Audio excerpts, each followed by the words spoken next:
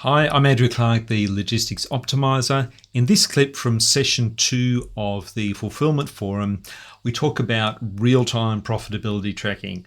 Does such a thing even exist? If you could do it, how would you do it? And in this case, I'm going to heartily recommend you go and watch the full thing, and you'll see Elton's comments as well, which I do not include here. So that's your incentive to go look at the full thing.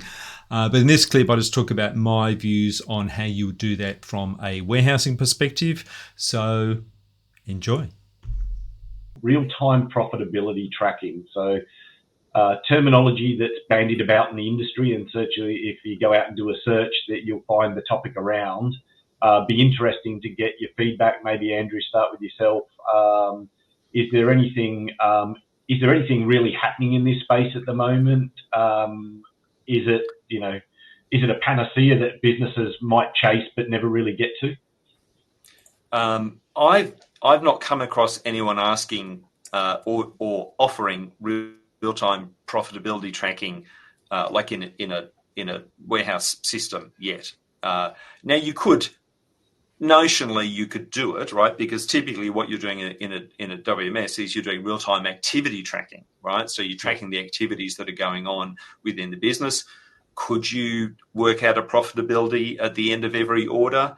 Well, yes, you could, because essentially if you've got labor tracking in your warehouse management system, you're going to know the labor inputs.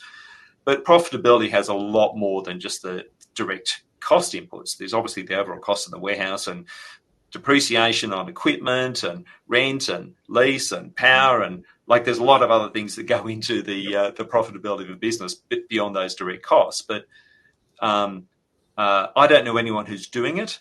What I would think people use as a proxy for their profitability is a labour standard. So we know that we're billing a certain amount for our labour, and so let's say if you're picking this order or you're putting away this order or whatever activity you're doing, we know that you need to complete it in a certain amount of time, and if you achieve that standard, then beauty, right? We'll be right. We'll be profitable. So in that sense, you've got proxies that I think are in use now for profitability tracking. Similarly, on the freight side, you've got a cost recovery, or you've got a certain amount you've got to bill for your freight to make sure you're covering your freight costs. So real time, well, no, not in real time, right? You've handed that over to either your carrier or to a fleet. And what's going to happen on the day is going to happen on the day, right? The real world always gets in the way of your theoretical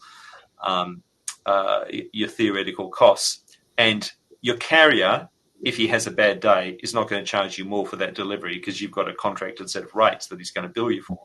So it's kind of not your problem when you're handing it over to the carrier. But you do need to know that you're getting proper cost recovery on your freight billing.